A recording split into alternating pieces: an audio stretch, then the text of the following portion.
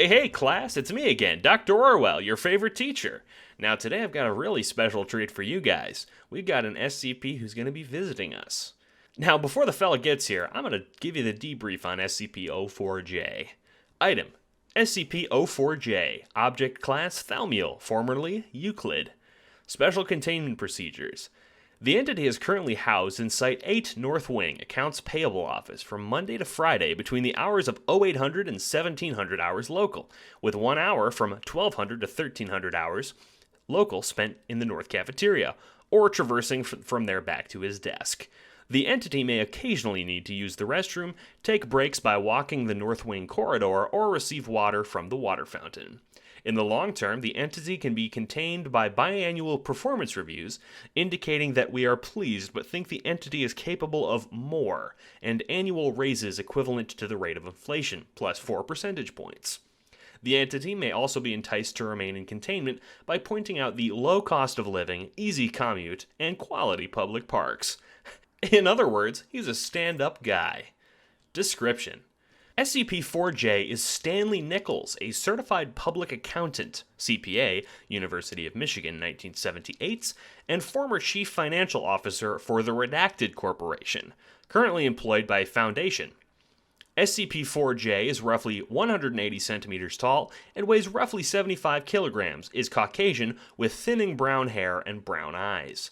The entity has been in Foundation containment since July 1991, ostensibly in reply to a job posting. The anomalous properties of the entity manifested after the job was awarded during mandatory psych and low-level amnestic administration. Who doesn't remember those? The staffer assigned to the task flatly refused to administer amnestics to the entity, claiming that SCP-004-J was, quote, a real visionary and that, quote, it would be a waste of drugs and a needles cap X hit. After a brief conversation by the hiring department, the Compulsion and Cognitohazard Unit, and Site-04's subject matter expert on hazardous humanoids, the agreement was made to contain SCP-004-J under the premise of hiring them for the desired position in accounts payable. SCP-004-J appears to be a very capable accountant and has made commendable efforts in both lowering our annual capital expenditures budget while streamlining our vendor and purchase processes for operating expenditures. Furthermore, their holistic approach to purchasing and leveraging growing internalization of the supply chain has caused a sea change in our view of the synergistic possibilities to creating a budget-conscious deliverable, leading to a paradigm shift of crowdsourced... Stanley, you old coot, were you standing there this whole time? It appears the entity was in my vicinity briefly. Stanley, would you just stand over there for a little bit? To summarize, SCP-004-J has a distinct cognitohazardous field that will interfere with thought processes, overriding thought patterns with new ones that encourage growing a business through a set of jargon commonly used by C-level executives, aka buzzwords, while also impairing the ability to think critically. CT scans of Foundation employees in the field of SCP-004-J show a lowered neuron excitement state in the occipital cortex and the hippocampus. SCP-004-J was classed as a Euclid in August of 1991.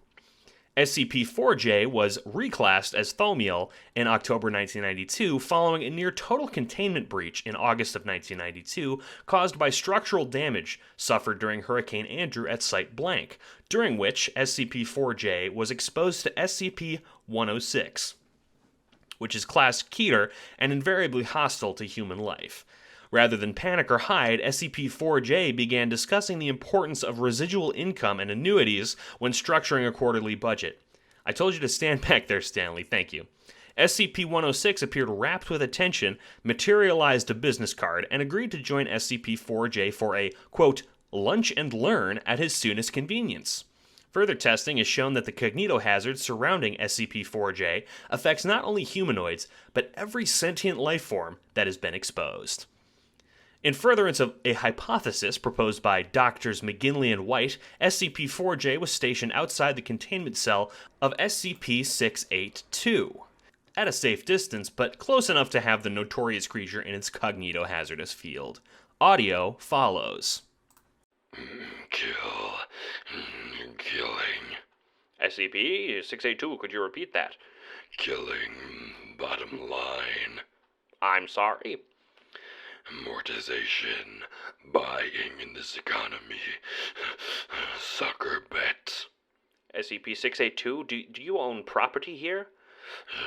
Synergize assets. Leverage intellectual capital for flagship product. At this point, 3 common white mice are introduced into SCP-682's containment cell. SCP-682 normally devours prey on sight. Conference call. I sense redundancies. We must smart size to better push the envelope in our core dependencies. SCP then dismembers and eats 2 of the 3 mice. I hope they find their severance suitable. Well, class, looks like that's all. Everyone take a copy of Stanley Nichols' card, and we'll discuss this over a power lunch.